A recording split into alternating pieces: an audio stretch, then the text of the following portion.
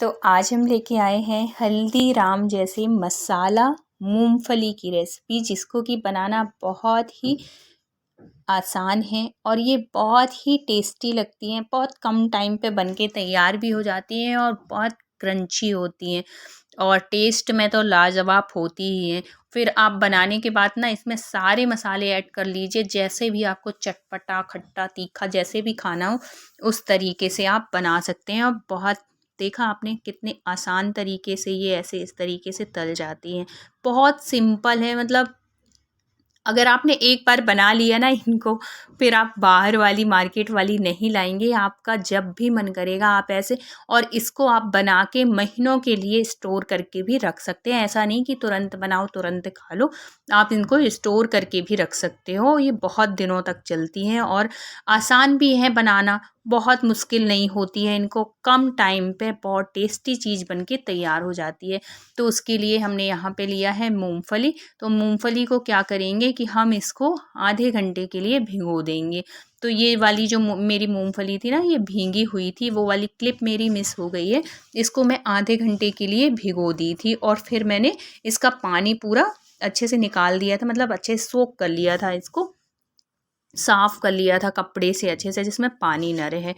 तो ये देखो, ये बिना भीगी है और ये भीगी हुई है। तो अब हम क्या करेंगे कि एक बाउल लेंगे और उसमें हमने डाला है 1 चम्मच बेसन, ये देखिए। फिर उसके बाद हमने डाला 1 चम्मच और बेसन।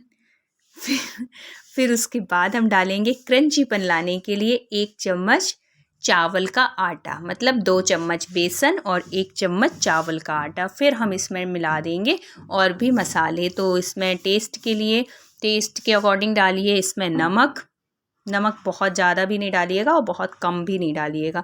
फिर आप जितना तीखा चटपटा खाना हो उस हिसाब से आप मिर्च मिला लीजिए।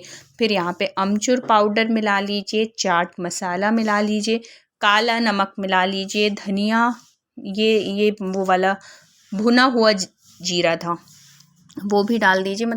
और यहाँ पे डाल दीजिए, आप अगर डालना है तो थोड़ी सा फूड कलर भी डाल सकते हैं कलर के लिए, और नहीं डालना है तब भी कोई दिक्कत नहीं है।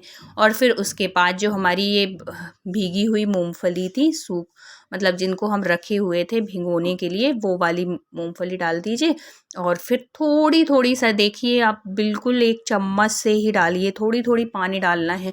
अगर आप बहुत ज़्यादा वो डाल देंगे ना पानी, तो ये तो बहुत ज़्यादा पतला हो जाएगा और हमको पतला नहीं रखना है। इसको कुछ इस तरीके से रखेंगे और फिर उसके बाद हम डाल देंगे 1 चुटकी बेकिंग पाउडर।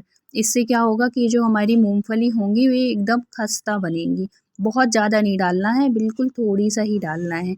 तो ये हमारी बनके तैयार है, मतलब बैटर। अब हम क्या करेंगे कि यहाँ पे हम रख दिए थे कढ़ाई, और कढ़ाई में या तो आप स्पून की सहायता से डाल लीजिए या तो फिर आप हाथ से डाल दीजिए।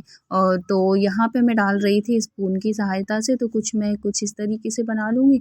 और इससे कुछ वो नहीं होता है, ये ना जब तलने लगो, जब अच्छे से तल जाती हैं तो ये अलग अलग हो जाएंगी, ये ऐसे एक साथ नहीं रहेंगी। तलने के बाद ये सब अलग अलग हो जाती हैं। जो अभी साथ साथ दिख रही है ना, स्पून से डाले हैं इस वजह से।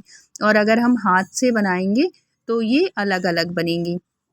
तो ये देखिए, यहाँ पे फ्लेम का विशेष ध्यान रखिएगा, नहीं तो ये ना ब्राउन हो जाएंगी, कुछ ज़्यादा ही खरी हो जाएंगी। तो यहाँ पे देखिए, यहाँ पे मैंने हाथ से भी डाल के बनाया है कुछ इस तरीके से। तो हाथ से ही आप डाल के बनाएंगे ना तो अलग अलग करने की ज़रूरत नहीं होगी, ये ऐसे ही अलग अलग ही रहेंगी और ये बहुत आसानी से बन जाती हैं हाथ से भी। इससे कोई दिक्कत नहीं होती कि हाथ से बनाने में कोई दिक्कत होगी, कुछ नहीं होते। ये थोड़ी सा हाथ में लगेगी तो कोई बात नहीं, आप हाथ धुल लीजिएगा बाद में, पहले बना लीजिए कुछ इस तरीके से। तो ये देखिए, यहाँ पे हमारी ये वाली भी तल गई हैं अच्छे से।